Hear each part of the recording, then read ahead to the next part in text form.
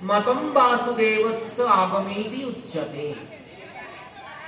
যা শিববক্র থেকে নির্গত হয়েছে, কুমার কর্ণে, পার্বতী কর্ণে প্রবেশ করেছে এবং বাসুদেব যাকে মত দান করেছেন, সিংহর ঠুকে দিয়েছে, তাকে বলা হয়েছে আগম।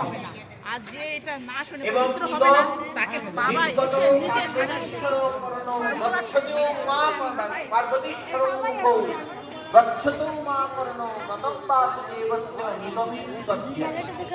ঊর্ধ্বমুখে যেটি দেওয়া হয় সেটি চন্দ্রভৈরব গ্রহণ করে। সেই জন্যই যখন মহাদেবের স্নান হয় সেই স্নান জল দিতে নেই যদি তার সাথে শালগ্রাম রেখে দেন স্নান। এটা নিষেধ করছে।